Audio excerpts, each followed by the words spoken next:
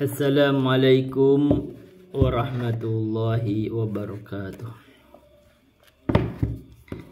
Alhamdulillahil malikil haqqil mubin, alladzi akmalad dina wa awdahat tariqal mustabin.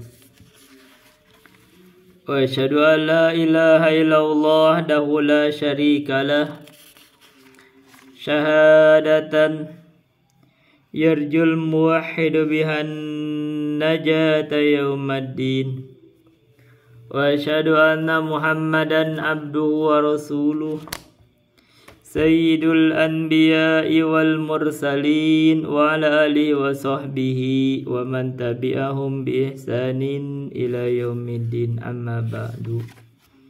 Hadirin rahimani wa rahimakumullah, para penyimak kajian ilmiah di channel Mamat Rahimat ini. Kita sudah membahas pembatal-pembatal wudhu, dan kita sudah mentarjih salah satu bahasan tentang pembatal wudhu yang disebut di dalam kitab Al-Ghoyah wa Taqrib ini, tentang apakah menyentuh atau persentuhan laki-laki dan perempuan tanpa penghalang itu membatalkan wudhu atau tidak. Dan yang sudah dibahas kemarin, saya melakukan pembahasan dari ikhtilaf para ulama yang sumbernya karena ikhtilaf memahami ayat Al-Quran di dalam Al-Ma'idah ayat 6 atau An-Nisa ayat 43 ya, 43. Ketika Allah merinci beberapa hal yang membatalkan wudhu, seperti habis buang hajat, terus lamastumun nisa. Nah ini lamastumun nisa, menyentuh perempuan.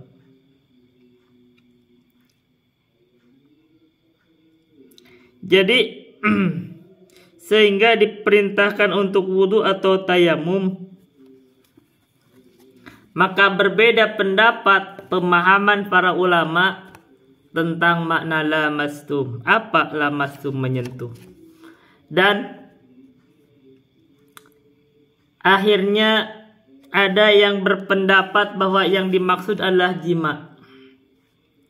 Tapi ada yang berpendapat bahwa yang dimaksud adalah menyentuh biasa. Dan saya melakukan tarjih kemarin, ya, kita sekaligus latihan, kita mentarjih masalah, kita menerapkan ilmu. Dan saya mentarjih pendapat yang mengatakan bahwa lamastum adalah berjima, yang berkonsekuensi menguatkan pendapat yang mengatakan bahwa menyentuh perempuan walaupun tanpa penghalang itu tidak membatalkan wudhu. Asalnya seperti itu. Dan dalil pentarjihannya salah satunya disebutkan kemarin. Kita menggunakan kaidah ada di dalam ulumul Quran, ada di dalam usul fikih, yaitu al-mujmal wal mubayyan. Jadi menganggap bahwa lamastum itu adalah al-mujmal, sedangkan al-mubayyannya disebutkan di dalam sunnah, yang kemarin saya baca di dalam tafsir Al-Baghawi dari Aisyah radhiyallahu anha. Kata Aisyah, kuntu naimatan ila janbi Rasulillah sallallahu alaihi wasallam. Saya tidur di samping Rasulullah sallallahu alaihi wasallam. Fa faqadtuhu minal laili, maka saya kehilangan Rasulullah di malam hari. Pas malam hari gelap, terus Aisyah itu mungkin meraba-raba mencari suaminya, tidak ada. Terus falamastuhu biyadi, terus saya raba-raba lah dengan tangannya. dengan tangan saya. Jadi Aisyah itu meraba-raba, menyentuh, mencari-cari dengan tangan karena kan gelap. Gelap. Terus ketemulah Rasulullah itu lagi sholat. Fawadha'tu yadi ala qadamahi wa huwa sajidun. Terus saya letakkan tangan saya atas kaki Rasulullah dan beliau sedang sujud. Ini perhatikan, ini dalil penting. Ini hadis ini saya tadi baru dihafalin sedikit lafadznya. Dari tafsir Al-Baghawi, Imam Al-Baghawi meriwayatkan hadis ini langsung bersambung sampai Rasulullah melalui jalur sanadnya, dan hadis ini juga ada di dalam catatan kakinya di dalam Sahih Muslim melalui jalur riwayat lain tentu saja oleh Imam Muslim. Tapi intinya ini adalah penjelasan dari sunnah bahwa menyentuh, sekedar menyentuh perempuan dan laki-laki yang sudah besar tentu saja dan mereka boleh menikah, itu tidak membatalkan wudhu kalau sekedar menyentuh. Nah, ini penjelasan dari Rasulullah. Andaikan ini membatalkan wudhu, Rasulullah akan membatalkan sholat terus wudhu kembali, kan gitu. Tapi ternyatanya Rasulullah menjelaskan dan sunnah ini menjelaskan Al-Quran. Maka apa yang al-mujmal di dalam Al-Quran, yang dimaksud lamastum itu berselisih pendapat apakah jima atau menyentuh biasa, ternyata yang dimaksud adalah jima, dan itu sama dengan penjelasan yang telah saya sebutkan, bahwa gaya bicara Al-Quran itu sopan sehingga disebut menyentuh itu adalah berjima. Sehingga andaikan berjima batal wudhu, tapi kalau menyentuh biasa tidak batal wudhu. Ini yang saya kuatkan dan ini sejalan dengan pendapatnya Ibnu Abbas. Dan kalau ingin lebih hati-hati lagi, dimasukkan tambahan kalau menyentuhnya tanpa menimbulkan syahwat maka tidak batal sebagaimana pendapat Imam Ahmad dan Imam Malik. Tapi andaikan mau beranggapan bahwa menyentuh biasa walaupun tanpa syahwat tidak tetap membatalkan wudhu sebagaimana pendapatnya Imam Syafi'i atau imam sebelumnya Ibnu Umar atau Ibnu Mas'ud, maka tidak masalah, itu lebih hati-hati walaupun kadang-kadang mungkin tidak sanggup di kondisi tertentu. Terus kenapa saya membahasnya? Sengaja dibahas biar kita itu terbiasa membahas ilmu.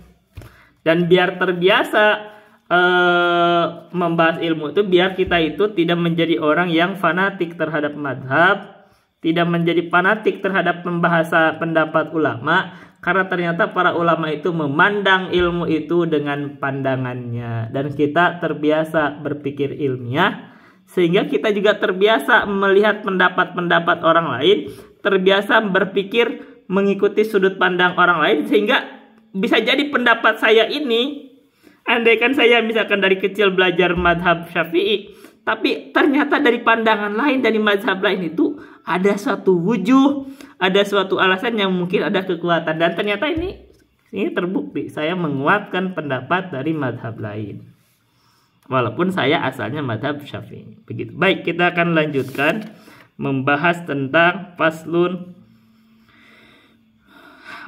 mujibatul ghusli. Hal-hal yang mewajibkan mandi apa saja?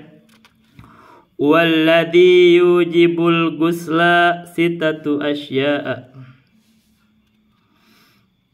Sesuatu yang mewajibkan mandi itu ada 3. Thalathatun tashtariku fiha ar-rijalu wan nisa'u. 3 hal ini berserikat antara laki-laki dan perempuan.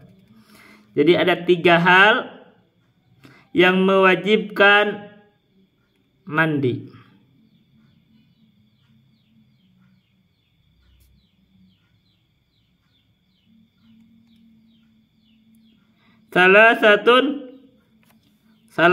Walladhi yujibul ghusla, salah baca tadi. Sesuatu yang mewajibkan mandi, sitatun itu bukan 3 tapi 6 perkara. Sitatu asya'a, ada 6 perkara. salah satu 3 dari 6 ini tashtariku fihar rijalu wan nisa'u. 3 hal dari 6 hal yang mewajibkan mandi itu berserikat antara laki-laki dan perempuan. Apa? Wahya iltiqaul khitanaini, bersentuhan 2 kelamin. Jadi kalau alat kelamin kita bersentuhan, maksudnya berhubungan, maka itu wajib mandi. Yang kedua, wa inzalul mani, keluar mani. Jadi kalau laki-laki atau perempuan keluar mani, wajib mandi. Yang ketiga, wal mautu, dan maut, mati. Jadi mati itu wajib dimandikan. Nah, itu salah satu fardu kifayah terhadap mayit adalah memandikan mayit karena meninggal. 3. Tapi dari yang 3 lainnya, wa thalathatun takhtassu bihan nisa'u, 3 hal yang lainnya khusus untuk perempuan. Apa saja? Wahya al-haidu, 1 haid, wan nifasu, 2 nifas, wal wiladatu, yang ketiga melahirkan. Jadi intinya yang mewajibkan mandi itu ada 6. 1, dia berhubungan suami istri. 2, keluar mani. 3, adanya seseorang dihadiri dengan kematian. 4, haid. 5, nifas. 6, al-wiladah, melahirkan. Jadi itu 6 hal yang mewajibkan mandi. Cukuplah orang pada paham haid dan paham melahirkan. Jadi habis melahirkan mandi.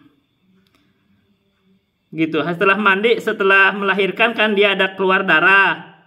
Nah itu nanti kalau mau sholat setelahnya itu wajib mandi lagi. Itu mandi nifas namanya. Baik, sekarang kita fardul ghusli. Apa saja kalau kita mau mandi wajib itu apa fardunya? Wa faraidul ghusli thalathatu asya'. Fardu mandi itu ada 3 perkara. Yang pertama adalah an-niyatun, niat. Jadi niat itu termasuk fardu mandi. Atau mau rukun sama saja. Jadi kalau tidak ada niat, itu tidak sah mandinya. Kenapa? Karena Rasulullah bersabda, diriwayatkan oleh melalui jalurnya Umar. Umar berkata, sami'tu Rasulullah SAW yaqulu innamal a'malu binniyat. Rasulullah bersabda, sesungguhnya tidaklah dianggap suatu amalan itu kecuali dengan niatnya. Maka niat ini menjadi rukun di dalam mazhab Syafi'i atau syarat di dalam mazhab Imam Ahmad di dalam setiap amalan. Yang kedua, wa izalatun najasati in kanat ala badanihi. Yang kedua, fardu di dalam mandi itu menghilangkan najis. In kanat, andaikan najis tersebut ada di dalam ala badanihi, di atas badannya. Jadi kalau ada najis, dibuang dulu najisnya. Dibuang, dibersihkan. Terus niat. Yang ketiga, wa isolul ma'i ila jami'i sya'ari wal basyarati. Isol itu mengalirkan air, mengalirkan saja, menyambung air itu saja, mengalirkan air ke seluruh rambut dan badannya dan kulitnya. Jadi artinya gampang mandi itu gini. Pertama kalau ada najis dibuang dulu. Yang kedua ya kita berniat. Saya berniat di dalam hati mau mandi wajib gitu, menghilangkan hadas besar begitu aja. Jadi saya tidak mau talafut karena talafut ini sebagian menyebabkan bid'ah. Di dalam hati ketika air misalkan bagusnya makan harusnya sunnah nama wudhu dulu. Setelah wudhu, nah baru. Tapi kalau enggak ini boleh mandi. Pokoknya apa aja, dari mana aja, tangan, dari melalui tangan dulu, mau dari kepala dulu, mau dari mana dulu, kena air mulai wudhu baru niat situ. Mulai mandi baru niat. Tapi sunahnya kan wudhu dulu. Baik, kita baca sunnah dulu. Wa sunanuhu khamsatu asya'a. Sunnah mandi itu ada 5 perkara.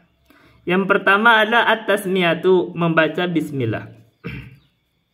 Jadi kalau kita sunahnya mau mandi, kita cuci dulu tangan, terus bismillah. Setelah itu wal wudu'u qablahu. Setelah itu dia berwudu.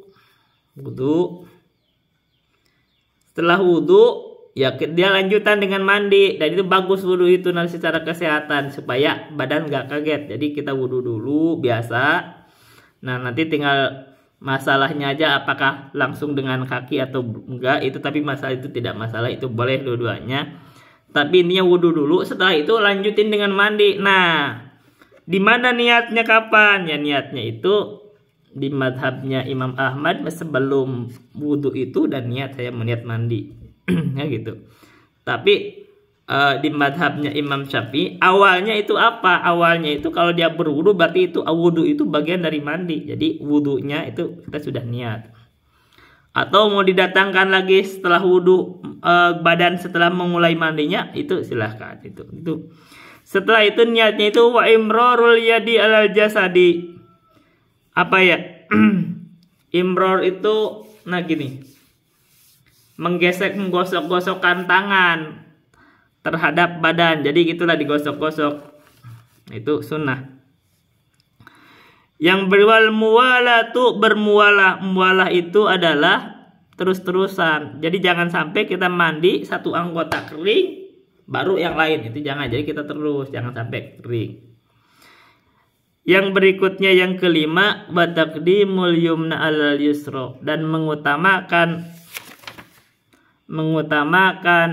membasuh atau mencuci atau membasuh bagian kanan dulu sebelum bagian kiri. Jadi kalau kita ada bagian kanannya, kita kanan dulu baru ke kiri gitu. Jadi gitu. Jadi intinya wudu itu gampang. Satu, kalau ada najis keluarkan dulu, buang dulu, bersihkan dulu. Yang berikutnya kita mengucapkan bismillah, terus wudu, terus lanjutkan dengan dan sembari berniat, terus kita mandi mulai dengan yang kanan-kanan dulu sambil digosok-gosok, air dialirkan, seluruh tubuh dialirkan. Jadi termasuk ini apa itu rambut itu supaya kealirin, jadi di sela-sela semua, terus celah-celahnya itu tapi jangan terlalu dalam ya. Kalau misalkan telinga ini ya bagian ininya lah ya, jangan sampai terlalu dalam banget ininya, ada agak sedikit di ini bagian dalam, bagian ini sedikit, tapi yang tampak saja. Terus kalau menurut ini mah kalau misalkan lubang-lubang seperti lubang dubur itu sedikit apa ya, kayak orang mau ini kalau dialirkan gitu, jadi sedikit mau kayak orang yang mau BAB itu biar keluar ininya sedikit gitu, maksudnya biar terbuka. Nah itu dialirin. Nah, begitu aja. Jadi semua lubang-lubang nggak begitu diiniin. Iya. Terus digosok-gosok dan mulai yang kanan sebelum yang kiri. Nah itu. Terus ya jangan sampai ada anggota badan yang kering dulu baru yang lainnya. Jangan sampai gitu, jangan sampai kering. Jadi harus terus-terusan. Jadi gampang, mandi itu gampang. Masalahnya kalau belajar. Tapi tidak boleh ada bagian dari anggota badan yang terlewati. Tidak boleh ada anggota badan yang tidak terbasuh, karena kalau begitu tidak sah. Dan jangan sampai lupa untuk berniat. Niatnya itu ini dalam mazhab Syafi'i ketika kita permulaan mandi. Jadi mandi itu lewat mana dulu? Boleh. Kalau misalkan mau lewat kaki dulu boleh. Tapi menurut kedokteran yang saya baca kalau mandi di pagi hari jangan langsung dari kepala. Jadi biasakan dari bawah dulu. Kenapa? Supaya darah itu tidak langsung mengalir ke atas. Jadi bagusnya teh ya wudu dulu. Kalau udah wudu dulu segala macam begitu nanti gak kaget. Nah, kata wudu baru dari kepala. Boleh.